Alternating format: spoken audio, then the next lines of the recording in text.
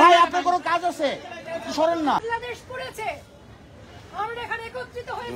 জাতীয় শোক দিবস উপলক্ষে ধানমন্ডি ৩২ নম্বরে বঙ্গবন্ধুর প্রতিকৃতির সামনে মোমবাতি প্রজ্বালন এবং ১ মিনিট নীরবতা পালন করেছেন একদল সংস্কৃতি কর্মী। এতে নেতৃত্ব দেন সংস্কৃতি কর্মী ও অভিনেত্রী রোকেয়া প্রাচীর। প্রজ্বালনে হয়েছে হামলা, আহত হয়েছেন রোকেয়া প্রাচীর। ভিউয়ার্স, বিস্তারিত জানতে পুরো ভিডিওটির সঙ্গেই থাকুন।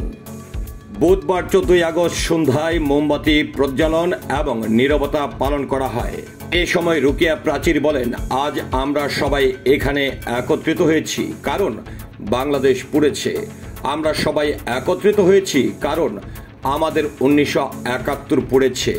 আমরা এখানে একত্রিত হয়েছি কারণ আমাদের বঙ্গবন্ধুর ছবি পুড়েছে। ধানমন্ডির ৩২ পুড়েছে। আমরা এখানে একত্রিত হয়েছি বাংলাদেশ পুড়েছে বলে। আমরা এখানে কোনো রাজনীতির কথা বলতে আসিনি। বাংলাদেশ আমাদের সবার। তিনি বলেন, আমরা এখানে সুখ প্রকাশ করতে এসেছি শান্তিপূর্ণভাবে।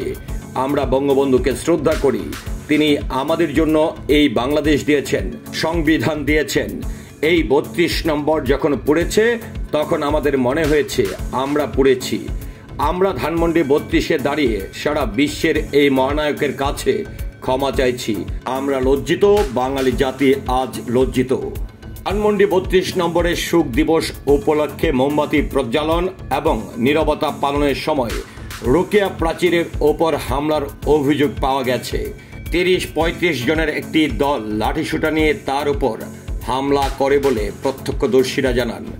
জানা গেছে, পূর্বের ঘোষণা অনুযায়ী রোকেয়া প্রাচীর ধানমন্ডির ৩২ নম্বরে গেলে আরও ৭০ থেকে ৮০ জন সংস্কৃতি কর্মী তার সঙ্গে যোগ দেন। সন্ধ্যায় প্রদীপ প্রজ্বালনের আয়োজন চলাকালে সেখানে ৩০ থেকে ৩৫ জন যুবক উপস্থিত হয়। প্রত্যক্ষদর্শীরা জানান, একদল লোক লাঠিসোঁটা হাতে ৩২ নম্বরে হাজির হয়।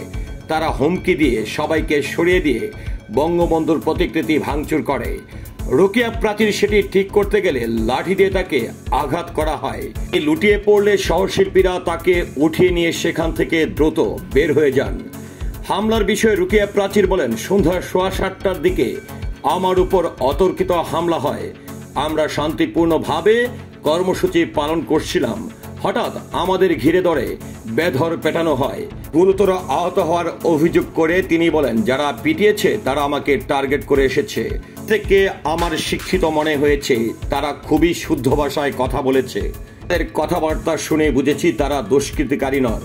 ধ্বংসস্তূপে পরিণত হওয়া ধানমন্ডির ৩২ নম্বরের বাড়ির অবস্থান নিয়ে রোকেয়া প্রাচীর তার ফেসবুক ওয়ালে লিখেছেন, আমি ধানমন্ডি ৩২, হোক সব হত্যার, সব নৈরাচারের বিচার। তিনি আরো লিখেছেন, বিচার হোক বাঙালির ইতিহাসের হত্যার। আমরাও বিচার চাই। শান্তিপূর্ণ প্রতিবাদে স্মরণ করব স্বাধীনতা এবং বঙ্গবন্ধুর ইতিহাস। আছি পুড়ে যাওয়া ৩২-এ।